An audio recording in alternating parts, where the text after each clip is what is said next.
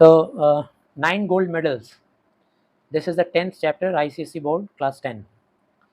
9 gold medals. Title is suggestive to what? In the context of togetherness, oneness. Now with the passage of time we are shifting to a new world where togetherness or oneness is more important than competition. Once upon a time there was a spirit of competition between men. लोगों में competition important हुआ करता था, मतलब हम तुमको compete करेंगे और हम जीत जाएंगे, and the winner will be welcomed everywhere and the loser will be hated, he will be given no importance. तो ये पोएम इसके बारे में है कि कितना ज़रूरी है, मतलब वननेस दिखलाना कि हम सब एक हैं और हम सब एक साथ मिल के चलेंगे, एक दूसरे को हेल्पिंग हैंड देंगे और कंपटीशन नहीं रखेंगे, बल्कि हमारा कंपटीशन भी होगा तो वो फेयर कंपटीशन होगा. ये समझाने के लिए पोएम है by David रॉथ.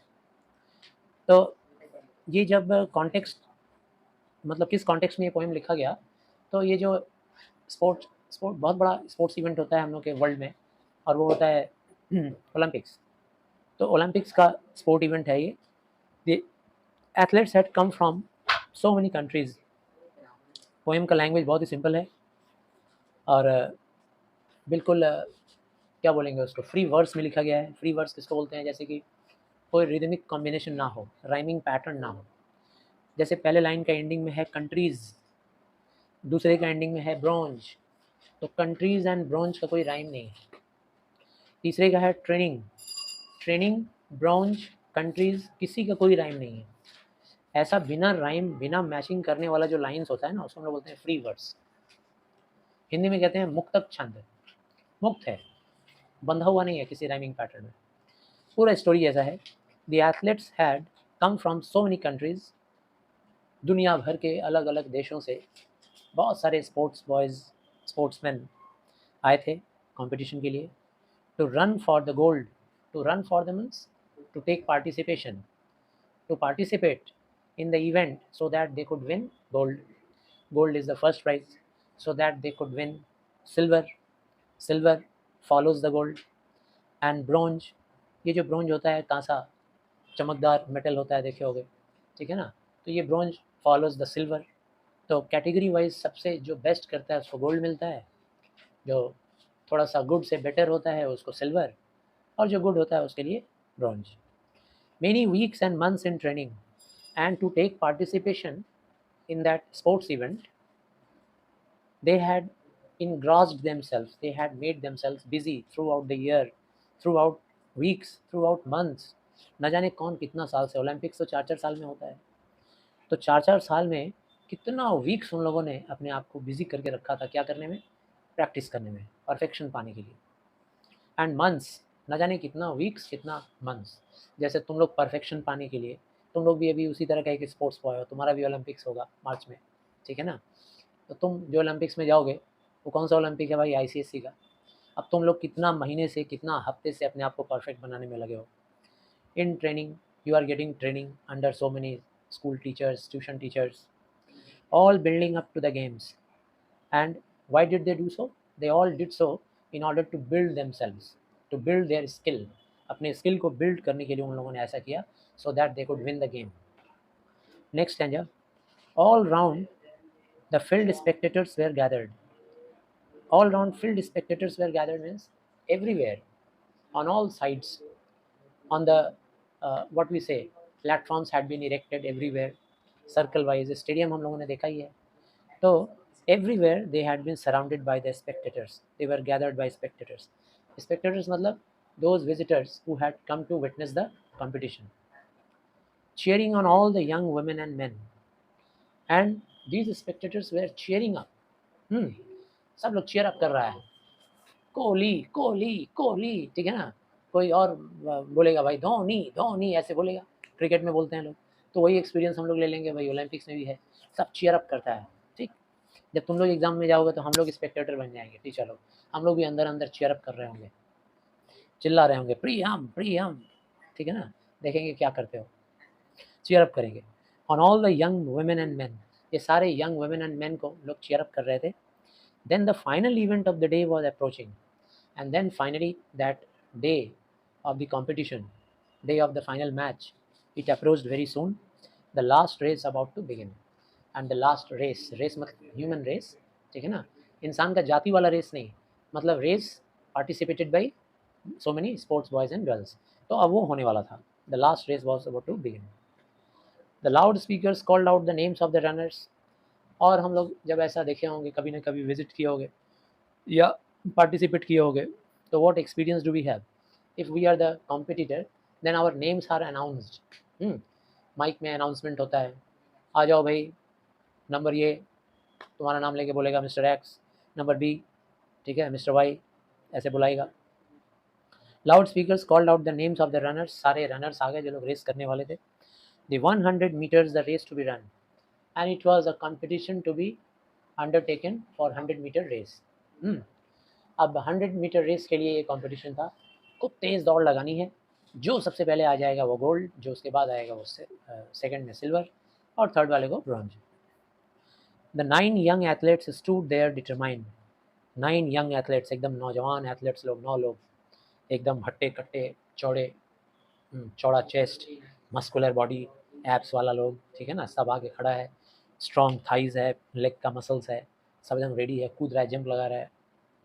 They are all ready and poised for the sound of the gun, and they were all set there for the announcement of the gun. जो वहाँ पे अनाउंसमेंट होता है वो गन से होता है, सिटी विटी से नहीं. क्योंकि सिटी क्यों नहीं किया जाता होगा, गेस करो. क्योंकि सिटी हो सकता है कोई और भी मार दे, है ना. सिटी अगर रखेंगे, कोई मान लो सिटी लेके जा रहा है, स्पेक्टेटर कोई विजिटर लेके गया, अब वहाँ पे रेफरी खड़ा है, अब सिटी लेके बजाने जा रहा था, तब पीछे से बैकग्राउंड से किसी ने सिटी मार दिया, बस रेस स्टार्ट हो गया. तो इसीलिए ऐसा नहीं करके क्या करते हैं, गन रखते हैं. सबके पास गन तो रहेगा नहीं. हाँ, वो नहीं जाता हूँ मैंने नहीं देखा है. तो सबसे अच्छा है गन. गन तो सबके पास होगा नहीं, सबका वो पॉकेट चेक होगा, बिना गन के सब लोग अंदर जाएंगे. गन सिर्फ रेफरी के पास रहेगा, गन मारेंगे तब स्टार्ट होगा. The signal was given, the pistol exploded. Signal दिया गया कि बस पिस्टल रेडी हो जाओ. पहले सिग्नल दिया जाएगा, फिर पिस्टल वाला रेडी हो जाएगा, और सारे स्पोर्ट्स बॉयज एकदम रेडी हो जाएंगे, एकदम टारगेट की तरफ देखेंगे बैठ करके. बस जैसे ही होगा तुरंत दौड़ना शुरू. पिस्टल एक्सप्लोडेड, और बंदूक छूटी. So did the runners on hearing the sound. और बंदूक छूटी तो रनर्स भी छूट गए on hearing the sound. Sound सुनते ही छूट गए. But the youngest among them stumbled and staggered. लेकिन जो उसमें सबसे छोटा था, सबसे यंग बॉय, वो शायद सबसे तेज़ दौड़ लेता, शायद सबसे फास्ट दौड़ता. क्योंकि जो जितना उम्र में कम होता है, उसका लंग्स का कैपेसिटी उतना अच्छा होता है. जितना उम्र में बढ़ते जाओगे, लंग्स का कैपेसिटी ख़राब होते जाएगा. तो जो सबसे छोटा था, चांसेस उसी का था जीतने का. लेकिन वो बेचारा क्या हुआ, अनलकीली स्टम्बल्ड. किसी वजह से वो लड़खड़ा गया, और लड़खड़ा गया, बस स्टैगर होने लगा, इधर उधर ऐसे ऐसे उसका बॉडी झूमने लगा, बिगड़ गया उसका race competition. And he fell on his knees to the ground. और अपने घुटनों पे बैठ गया. यस बोलिए. तो वो सिर्फ 9 ही क्यों थे, 9 ही मतलब प्लेयर्स क्यों थे? अच्छा क्वेश्चन है तुम्हारा. और वो क्वेश्चन क्या है कि 9 ही क्यों थे. तो 9 ये इसलिए हम लोग गेस कर सकते हैं क्योंकि बहुत सारे कंट्रीज़ के स्पोर्ट्स बॉयज़ उसमें कॉम्पीट किए होंगे, पार्टिसिपेट किए होंगे, और उस पार्टिसिपेशन में हो सकता है कि बाकी लोग की छटाई हो गई होगी. क्योंकि वो लोग एक लेवल होता होगा, जिस लेवल को क्रॉस करने के बाद you will be announced as the eligible one. तो ये एलिजिबिलिटी इन 9 लोगों को ही सिर्फ मिला होगा, इसीलिए ये 9 लोग ही पार्टिसिपेट किए. He gave out a cry of frustration and anguish. ये जो सबसे यंगेस्ट बॉय था ना, इसको अचानक से जब देखा ज़मीन पे गिर गया घुटने के बल, तो फ्रस्ट्रेटेड होकर के और एंग्विश्ड हो गया. एंग्विश का मतलब होता है पेन. उसको बहुत पीड़ा हो रही थी, बहुत दर्द हो रही थी. घुटने का दर्द तो बर्दाश्त कर लेता, पैरों का दर्द बर्दाश्त कर लेता, लेकिन दर्द ये हो रहा है कि over so many weeks and months I put my self in such a severe training, and now ये जो फाइनल डे है आज के दिन हमारा ऐसा, तो अब तो मैं लूज़ कर जाऊँगा. After 4 years I will get the chance. His dreams and his efforts dashed in the dirt. उसका ड्रीम और उसका एफर्ट सब मिट्टी में मिल गया. इस बारे में सोच के उसको दुख हो रहा था, इसलिए रोना शुरू कर दिया, चिल्लाना शुरू कर दिया. But as sure as I am standing here telling the story. लेकिन एक बात आप लोग जान लो, पोएट बोल रहा है, डेविड रॉथ बोल रहा है कि आप लोग एक बात से श्योर हो जाओ कि आई am standing here telling the story. मैं यहाँ पे जो खड़ा होकर के आपको ये स्टोरी सुना रहा हूँ ना, कहानी जो सुना रहा हूँ पोएटिक फॉर्म में, ये मैंने खुद देखा था.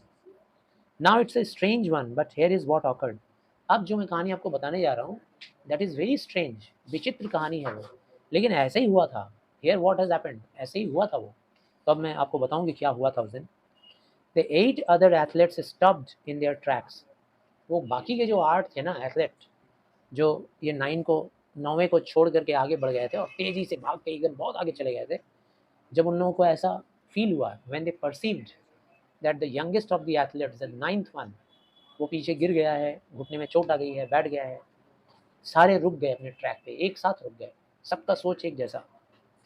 The ones who had trained for so long to compete, ये सारे लोग, the ones प्लूरल दिया हुआ है, all the 8 ones, सारे के सारे आठों, had trained for so long to compete. इन लोगों ने भी तो लंबी ट्रेनिंग ली थी ना कम्पीट करने के लिए. जैसे 9th वाले ने ट्रेनिंग ली थी, वैसे ये 8 के आठों ने भी लंबी ट्रेनिंग ली थी. One by one they turn round, लेकिन ये सारे के सारे एक एक करके पीछे मुड़े और पीछे मुड़ के उसको देखे 9वें को, and came back to help him, and they all came back, सब एक एक करके वापस पीछे मुड़े और दौड़ते हुए इसके पास पहुंच गए उसको हेल्प करने के लिए. ये जो था ये नज़ारा, it had never been in the history of Olympics anywhere in the world. सारे स्पेक्टेटर्स, सारे विजिटर्स देखते रह गए, सब क्लैपिंग करना शुरू कर दिया होगा. And lifted the lad to his feet, सारे आए और आके उसको मदद किए, उसको खड़ा करवाए. Lad means the boy. That boy was helped by all these 8 players, 8 skilled runners to stand on his feet. Then all 9 runners join hands, उसके बाद ये 9 के 9 हाथ अपना ज्वाइन किए. एंड कंटिन्यूड, और बाकी का जर्नी, जो रेस का जर्नी था वो कंटिन्यू किया इन लोगों ने हाथ एक साथ मिलाकर.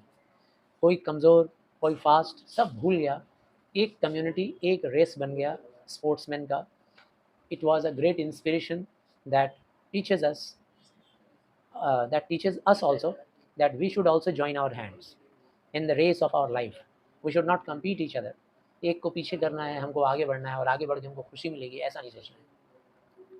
They came to the finish line, और सारे के सारे हाथ लगा कर एक दूसरे को फिनिश लाइन तक पहुँचे, होल्डिंग हैंड्स स्टिल, एक दूसरे का हाथ पकड़े हुए. And the banner above and 9 smiling faces, और जो बैनर दिखला रहा था इन लोगों के, जैसे दिखलाता है ना कि ये फर्स्ट आ गया, ये सेकंड आ गया, तो वो बैनर में दिखला रहा था 9 smiling faces. Said more than these words ever will, said more than these words ever will. और कितना भी कहा जाए ऐसे मतलब घटना के लिए, ये कभी ऐसा नहीं घटना घटा था. Said more than these words ever will, ये जो वर्ड्स यहाँ पे पोएट प्लेग लिख दिया है ना, ये जो पोएम में जो वर्ड्स लिखा हुआ है, इससे तुम जितना सीख रहे हो उससे कहीं ज़्यादा तुम सीखते अगर वो बैनर देखते, अगर वो 9 स्माइलिंग फेसेस देखते, वो 9 चेहरे एक दूसरे के साथ हाथ मिलाए हुए कैसे मुस्कुरा रहे हैं, कैसे दुनिया को मैसेज दे रहे हैं, उससे जो तुमको समझ में आता उतना तुमको ये पोएम के वर्ड्स में समझ में नहीं आएगा. मतलब पोएम के वर्ड्स से भी ज़्यादा that image, that picture was suggesting to the visitors, to the spectators. तो समझ गए. Thank you.